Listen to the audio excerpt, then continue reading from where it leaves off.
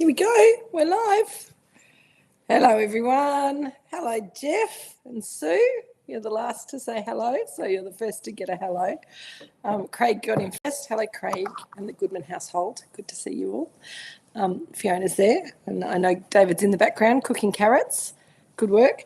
Polly's very excited today because she caught a rabbit 2 days ago, and she found an echidna today. So it's all going off here at Moorooduc. She won't eat her normal food because there's too many other exciting stimuli around. Jeff and Sue, did you get your electricity back on? Apparently the electricity was off at home, but I missed it because I came to work. Hi everyone. What a beautiful day. Although I've been cold all day. It's been sunny outside, but I've been sort of sitting around too much, so my fingers are all cold. So it's time to have a little glass of cold wine to warm me up. Weird how that happens. David, hello. Hello, how are your carrots looking? Hello, Linda, how you doing? We have the Robinson Vineyard Chardonnay. I saw John and Cotty today. They came to pick up their box 6, so I know that they're having broad beans on toast. That sounds delicious. And probably a pretty good match to the old Robinson Chardonnay. I think this wine has got so much lovely tangy acidity to it. Anything that is improved with a squeeze of lemon juice on it is going to be improved by drinking it with this Chardonnay. That's my prediction for today. So let's get it open. Hello, Cotty and John. How are you going? It's nice to see you today. 23 in a Pinot glass.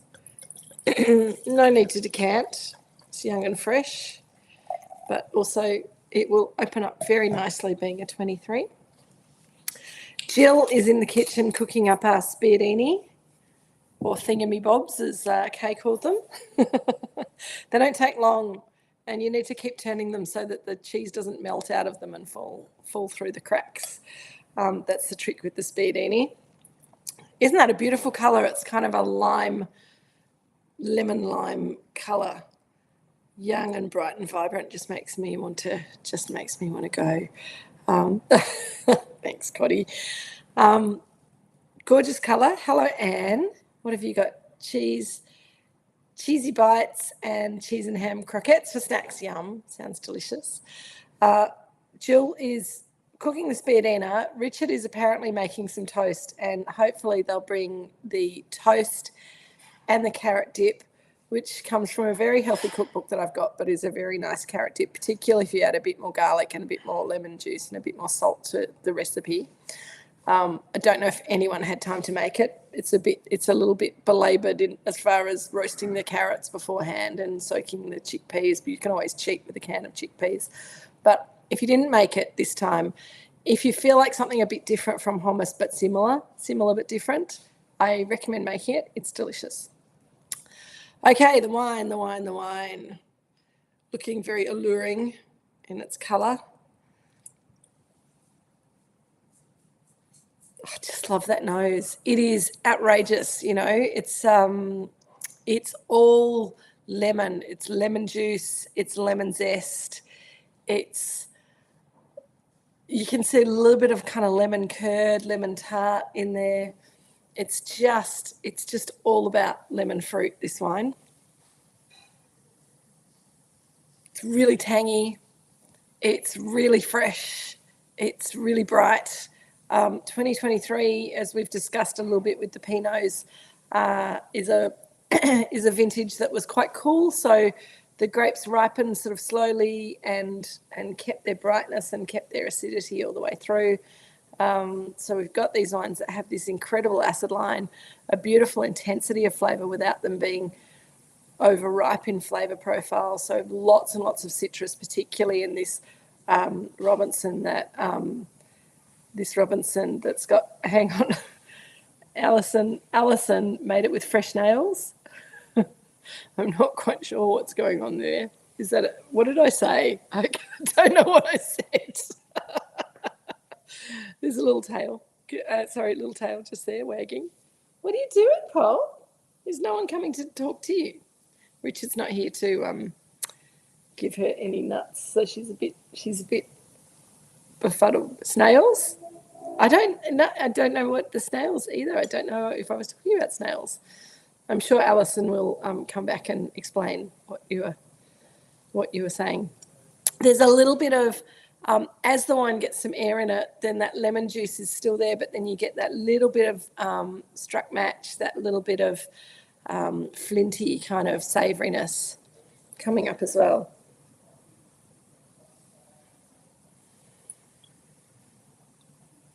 I'm still trying to work out what Alison was trying to say. Goes very well with flathead tails, and just said, yes. So when I was making my, and let's taste the wine first, and then I'll talk about the food and wine match.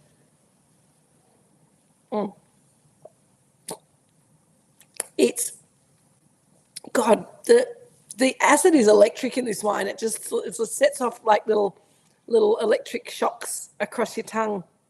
It makes all of your, Alison's just made it home in time from the nail bar. Oh, Alison, you'll have to send me a picture of your new. Made it with fresh. Got it.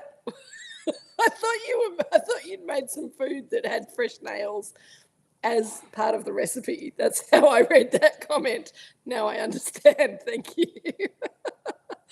Yeah, it's like the wine is giving you like little electric shocks all across your tongue and into your salivary glands. It makes all of your mouth kind of explode with saliva and just makes you hungry, thirsty. It's incredible. Yes, I also, Fiona, have been known to slice into my fingernails when I have any fingernails at all. That's about as long as my fingernails get. They're quite nice at the moment, actually, for me.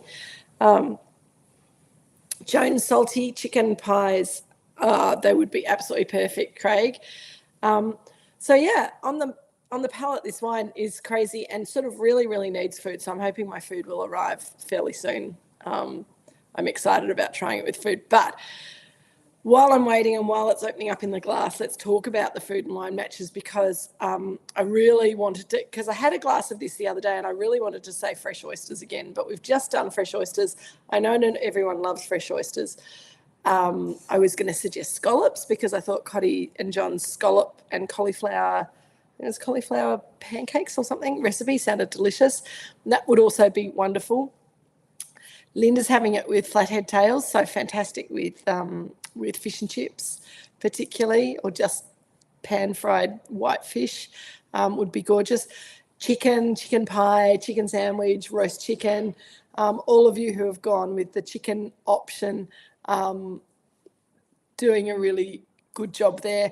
But I made this carrot dip a few days ago. I've been planning to make it for ages, and it reminded me how good carrots, when they're done well, work with Chardonnay. So any of you out there who are having carrots tonight as part of your food matching, I hope that you'll agree.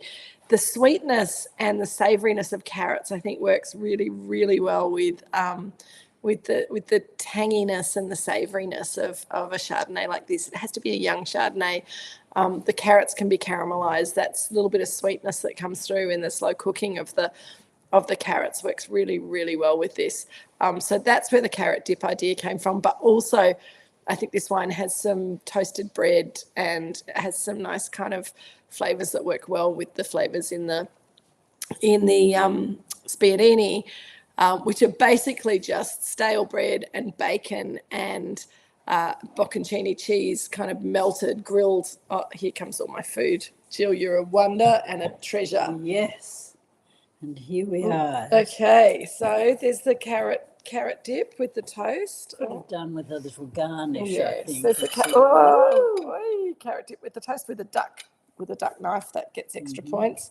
And the spiedino. Thank you, Jill. With the tomatoes. There she is. Look, she's even done her hair today so she can be on TV. There we go. Jill and Richard are going on holidays tomorrow, so I'll tell you all about that later. That looks great, and I'm going to start eating that really soon, because while the carrot dip is cold and the toast can be warm or cold with the carrot dip, the spiedini are so much better when they're warm and everything's ooey and gooey. Pretty awesome. Okay, it is almost lemon sorbet like, Cotty. It's working well with the broad beans. I can imagine it's working well with the broad beans. It's so good with the spiedini, says Kay, with olive and basil sourdough. Yum, that sounds delicious. Craig, there might be a dessert match to this, maybe lemon cheesecake. I don't reckon. I think almost it will work, but it won't quite because it's so savoury. And someone else, I think David said earlier, no, Craig, the squeezed lemon, almost sherbet flavour. It's absolutely delicious, but it really, really makes you need food with it. So having it on its own, you kind of go, yeah, yum, but where's the food? So let's see if I can, oh gosh, I probably need an implement to eat this with, but I'm going to just use my fingers because I'm tough.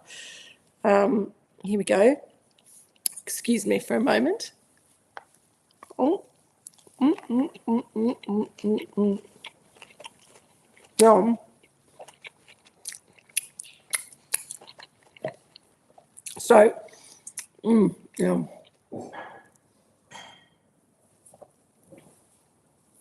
Often when I do this spiedini, I put the tomato on the stick with the other things. I followed the recipe as it said to do it this time because I thought the tomato might fight with the wine a little bit, whereas I think the other flavours are going to be great with the wine. Yum. Delicious. So Fiona is saying it's lovely with carrot. The richness of the carrot cuts through the acid and lemoniness of the wine. That's what I thought would happen. So the toasted sourdough is one layer of flavour with the food. With mine, the bocconcini are quite salty, and so is the bacon. So you get this lovely salty, kind of savoury, cheesy, bacony smokiness.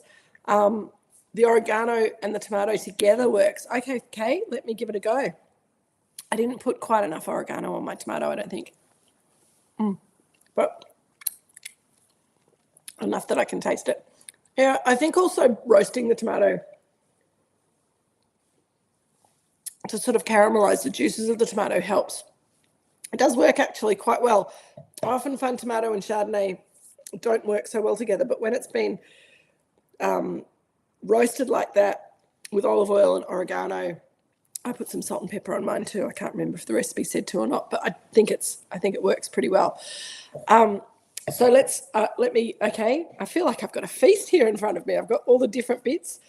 So Jill's put some lovely, or Richard was making the toast. Someone's put some butter on my toast for me, which is very kind. Butter and carrot and chickpea spicy dip. I think I've made that too big to fit in my mouth. But anyway, my eyes are always bigger than my stomach. Here we go.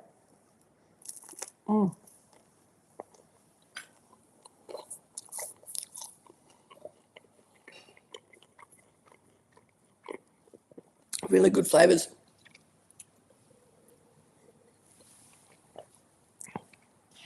And the butter on the toast actually works really well as well with the lemoniness of the wine. The dip is quite complex because it's got the roast carrots with the spices, but it's also got chickpeas and it's got tahini. It's got orange juice and lemon juice in it. So it's a really good combo. Lots of different flavours, quite complex, sort of layered, and they work really, really well with the wine too. Fiona made chicken stuffing with bacon and sourdough breadcrumbs. Yum. Yeah, absolutely. So same, but different. I mean, this is just like chicken stuffing, but instead of stuffing it in a chicken, we've stuck it on a stick. It's pretty awesome. Dad's trying to coax Polly to eat her food, and she's not that impressed when he's got bacon and bocconcini on a stick. I mean, why would you eat dog food, even if it is beautifully poached chicken?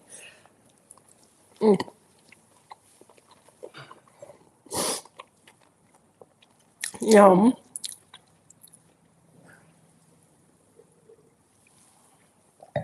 All right, so a wine like this, what does this wine remind me of? So this is very Robinson.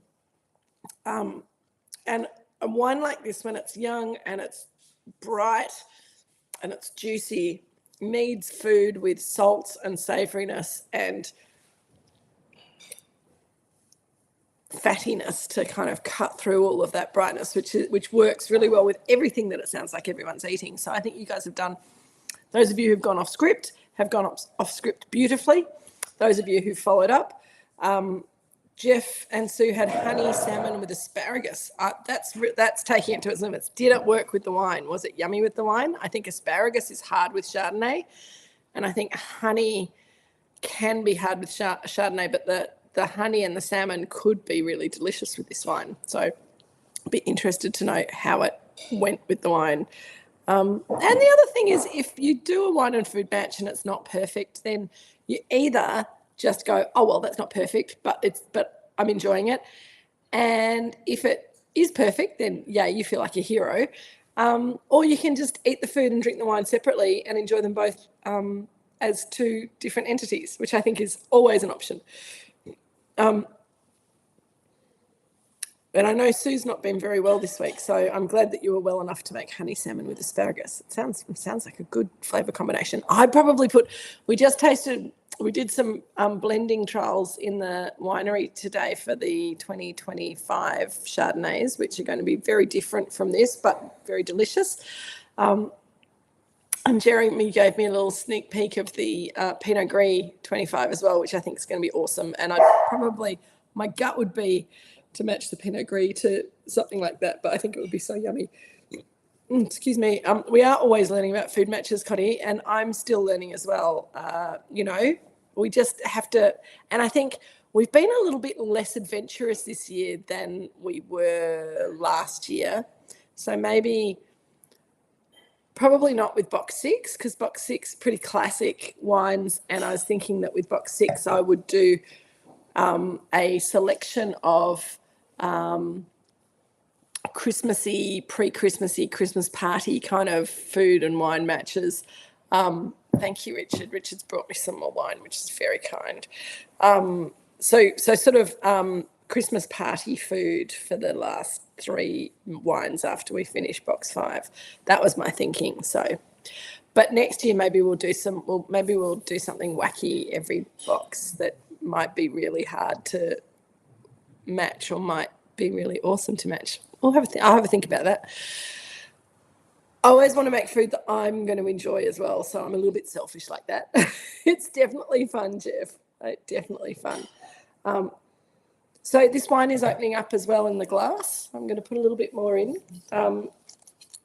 Thank you, Jill. The spiedini are beautifully cooked, and thank you, Richard, for the toast. It's delicious. Very good with the carrot dip. What do you think of the carrot dip? Too busy eating your spiedini. The spiedini with the bacon, it's hard to go past the bacon and the cheese. Yeah, such a good match. Such a good match. So, yeah, anyway. So, Robinson Chardonnay, this is sort of, for me, Kate, I love it. Be selfish, Kate. Learning new recipes is so fast. I force myself to do it. Oh, good. Excellent. Thank you. I will keep being selfish then. I'll keep sharing my favourite recipes with you, because I know that you guys have got the skills that if you don't want to go with my suggestion, you've got the skills to find something else that's going to be great. And I always love hearing what other people are doing. Oh my God, Linda, you're hilarious. So I'd forgotten about this story, but Linda came to work on Friday and she said, you know how I said the wine smelled like Vegemite? It wasn't last week, it was 2 weeks ago.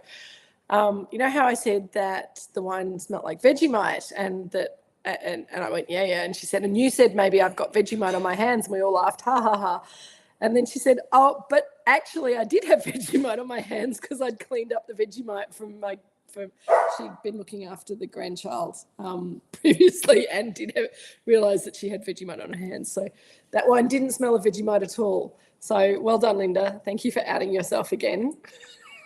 That was 2 weeks ago. That's such a long time in the past now. I'd completely forgotten until you mentioned it. All right, so Robinson, let's go back to this Robinson Chardonnay because I've got lots of stories to tell you, but let's talk about this wine first for anyone who wants to be serious about the wine. So Robinson Chardonnay, we know, comes from the Robinson vineyard. It's 5 kilometres to the south of here. It's in a slightly more sheltered vineyard than the McIntyre vineyard. It's got different clones in there. I think that the 2023, for me, is really sort of, it's like Robinson vineyard turned up to 11. It's got that beautiful line and drive that we always see in the Robinson Chardonnay, but it's even more intense than I think I've seen in any of the Robinson Chardonnays until perhaps since maybe the 2011, but the 2011 was a completely different shaped wine. Thanks, Fee. I'm glad someone got it. It's got all that lemon fruit that we always see in the Robinson, but it's like super concentrated because it was such small berries, such small bunches that we've got really concentrated fruit. There's beautiful phenolics there as well from the small berries with sort of quite a lot of skin contact, even though we don't give the wine a lot of skin contact in the early stages of the winemaking.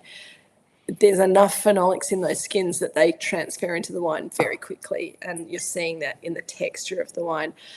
Craig's asking if it's colder than the McIntyre vineyard. So it's more sheltered, so it gets less wind and weather from the east and the west than the McIntyre vineyard, but it's slightly cooler. So you get very different flavour characters coming out. And we used to think that we had to pick the Robinson Chardonnay earlier than the McIntyre. And in past years, we picked it maybe a week or two before the McIntyre. But these days it's picked very, very close. They're both. Let me try that sentence again. They're both picked at about the same time. Usually the Robinson gets picked maybe a day or two or three before the McIntyre. Sometimes it ripens a little bit faster, but usually it's about the same time. What we do find is that the Robinson, if we let it hang on the vines for too long, it can get a bit pineapple-y quite quickly. So we need to get it off at the right time to get this lovely concentration and line and linearity and lemoniness to the wine. Coddy's asking me how old the vines at Robinson's are. And I probably have told you this a few years ago now, so it's a few years later. Some of the Chardonnay vines would be over 30 years old, and some of them, I'm looking at Dad and Dad's looking at me, and I know some of the vines are Chardonnay grafted onto old rootstock, and that would probably be the oldest roots in the ground. And then the Chardonnay that was planted as Chardonnay would be maybe, 25 years old now? 07 was the first crop. So, yeah, they'd be about 25, 26 years old, those vines. I'm just going to put some food in my mouth because I can't bear to let it go cold and not eat it. Hang on.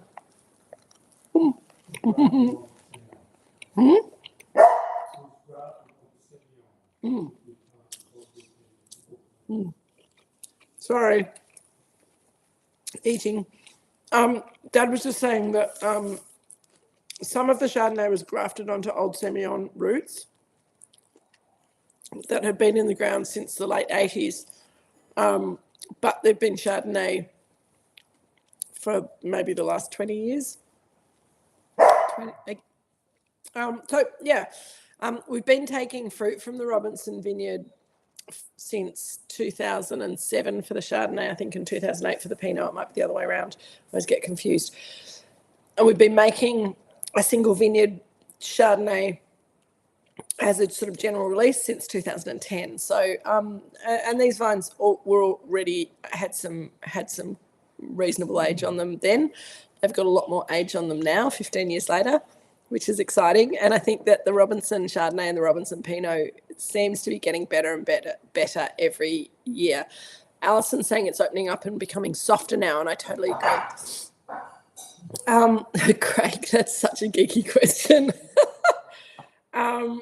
I'm going to answer your question in a minute, Craig, because it'll take a bit longer. But Fee, this is 100% malolactic conversion. This is one of the things that changed in about 2006, 2007. I'm saying totally making this up, but that feels right to me. Before that, we'd felt that the Robinson needed to stop the Malo from going through some of the barrels, so we'd sulphur some of the barrels early, and it'd be maybe 50% Malo. We then worked out if we picked the fruit a couple of days earlier, then we could let the wine go through a full Malo, and we wouldn't lose that acid drive. So that's what we do these days, anyway. And I think it really would be later than 2007. Would have been maybe 2000. 12, 13, something like that. I don't know. I'm looking at Dad and he's eating his toast and looking. When did we stop doing 2000?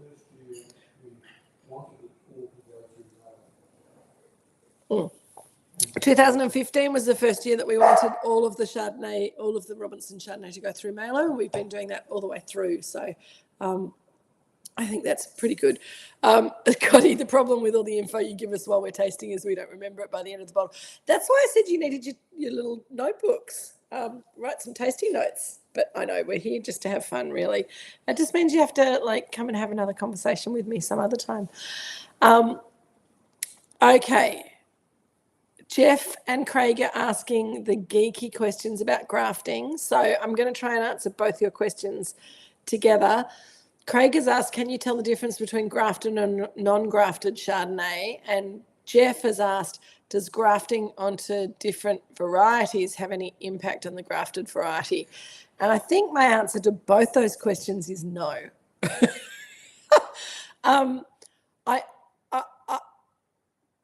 I'm not sure about because the younger vines that were planted on their own roots, or actually the younger vines are not planted on their own roots in the Robinson vineyard. They're actually planted on rootstock.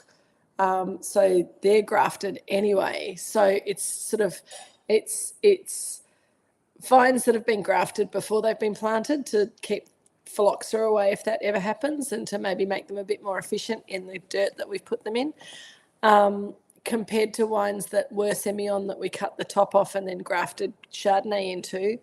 The big difference there is that the Semillon vines have got big developed root systems, so we get old vine quality to the fruit that we're getting off those grafts within 2 or 3 years. So that's the thing that we can taste the difference, rather than being able to taste the difference necessarily between grafted and non-grafted Chardonnay. It's a really difficult question to ask. Emotionally, I would love all of our vines to be on their own roots because it seems more romantically appealing that the vines have got their own roots all the way down into the ground, but also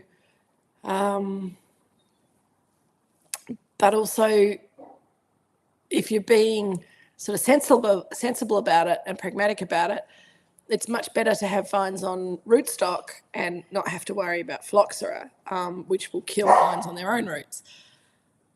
Old vines are on their own roots and they usually produce the best fruit from the vineyard, but whether that's because they're on their own roots or probably more likely because they're older and more established.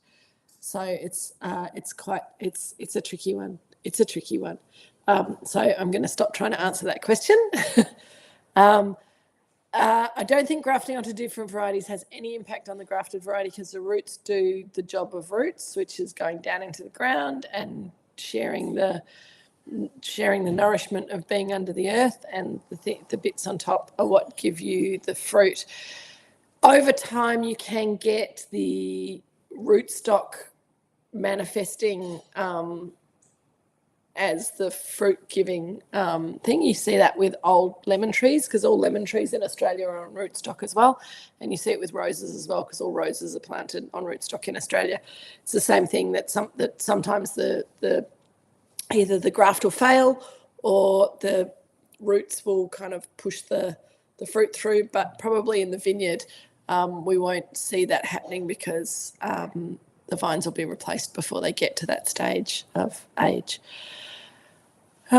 More questions. Don't worry, Connie, I made a note. Kay's got her notes. It's why everyone asks the same questions every episode, Craig says, which is true. And you can watch the replay on YouTube, absolutely, Kay, but it does keep it fresh, Coddy, if you don't know. Okay, Craig's asking a question that he's calling highly stupid, but you know, Craig, there are no stupid questions. Can you graft grapevines onto non-grape stock? You mean like into a lemon tree or something? I don't think so. I've never tried. I think they might reject. What you can do, Craig, is graft Vitis vinifera vines onto non-vinifera rootstock, so other types of grapevines, but they have to be grapevines, I think. I don't know. It's a bit crazy.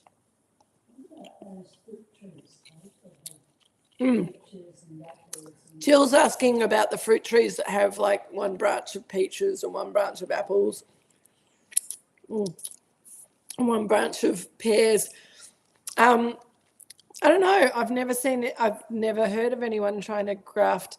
Maybe that's the next bit of research we need to do. Grafting. What can we graft grapevines onto and make them grow? I think they've got to have a similar growing pattern. I think they've got to have a similar, I don't know. I don't know. I have to ask someone who knows more about that sort of thing than me. It's a bit spooky. Thank you, Fiona. Bring us back to the wine. There is a bit of flintiness on the nose. It's coming up more as the wine opens up. Google says that the Robinson soil is sandier than the McIntyre. Well, that's round the wrong way.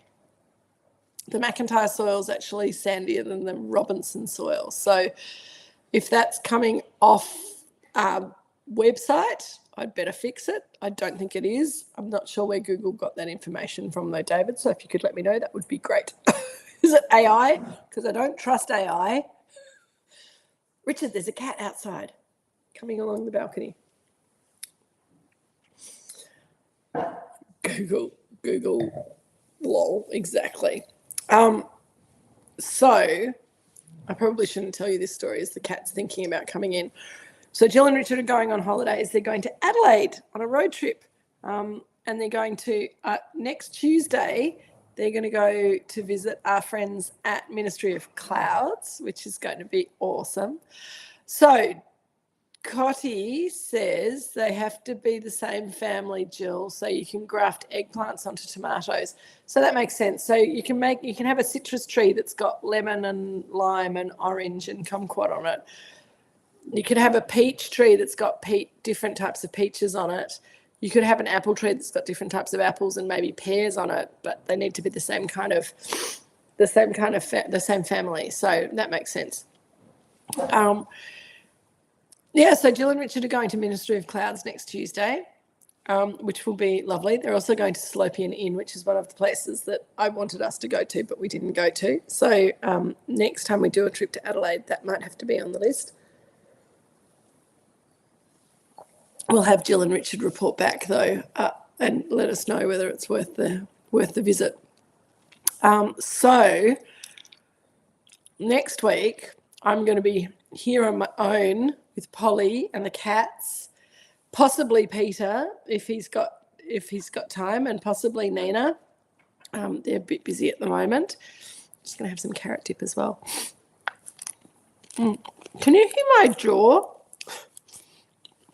My jaw started clicking, and it makes me very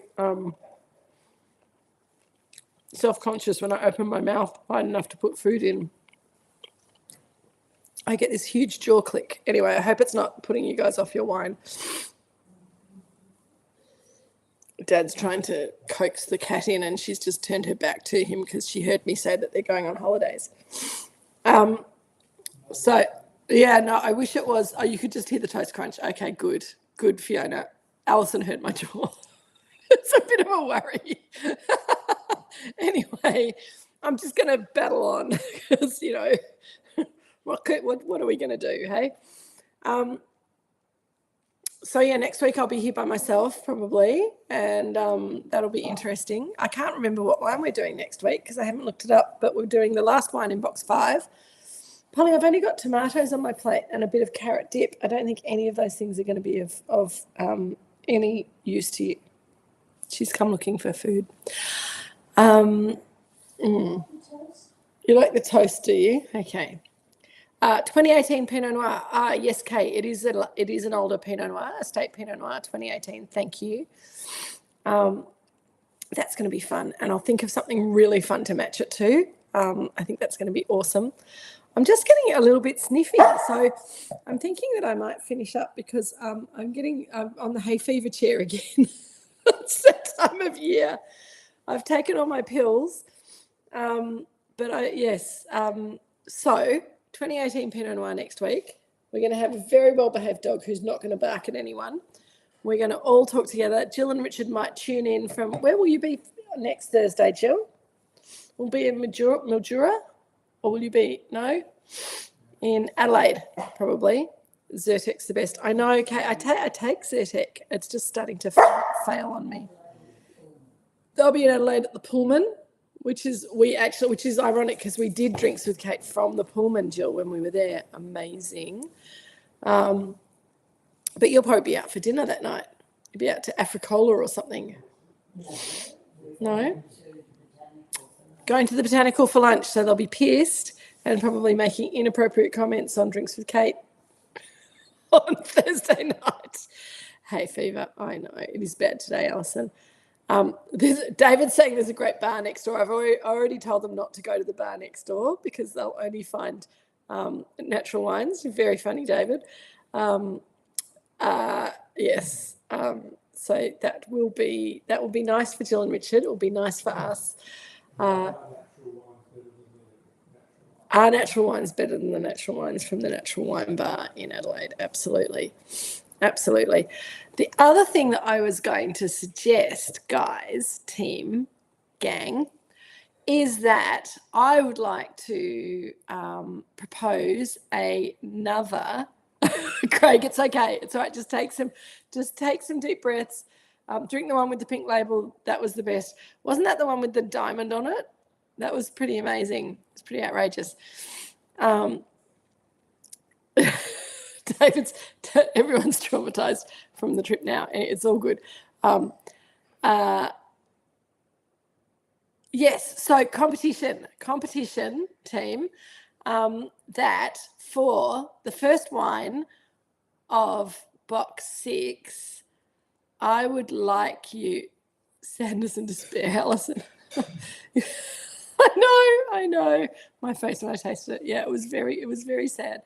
I don't think you can be drunk enough for that kind of wine, Craig, to be honest. Anyway, we're not allowed to talk about the trip with people who weren't on the trip. It's not fair. So I'm just going to cut that off now. I'm going to tell you about my competition because the competition, I've already said that for the 3 weeks of December that we're doing the first 3 wines of box 6, I would like to do sort of Christmassy or Christmas party based food. And the first wine in box 6 is going to be the 2023 McIntyre Chardonnay. So it's the sister wine to this. It's the McIntyre Chardonnay, so it'll be more savoury, but it's still going to have that lovely acid line to it. And I would like you guys to, if you accept the challenge, to come up with your favourite or what you think is going to be the best food match to that wine. I'd like you to send me the recipe for the food match over the next week. And so then next week I'll be able to tell you who won the prize, and I'll be able to send out the recipe on the Monday before we do that Chardonnay with a Christmas theme. Yes, Kay, Christmas party or Christmas meal theme to go with the Chardonnay. So you have to think about what you would like to drink, what you'd like to eat most with that wine. You send me an email to kate@moorooducestate.com.au in the next 7 days with your suggestion to go with the 2023 McIntyre Chardonnay with a Christmas party theme and the recipe, because I'll need the recipe. And you need to send that to me, and I will choose the recipe that appeals to me the most as the one that we're all going to do. How's that for competition? And there'll be a prize. I haven't decided what the prize is, but it'll be good. It'll be wine, so, easy. Loans made it high. How delicious is it? We've done, the wine, lemon curd, lemon juice. So delicious. Celador is getting a facelift. Absolutely, Loans. So if anyone is, what's great, next year we'll do a box in reverse. I recommend the food. You have to choose the best wine in the box for the best. Oh my God, for the food. Wow, that sounds crazy. I'll have to work on that, Craig, but that sounds like fun too. Sorry, everything's coming at me. Hello, Jackie. You're on as well. Lovely to see you. It does sound like fun. Ask Jesus, David. That sounds like a good idea. So Leonie is telling you as well as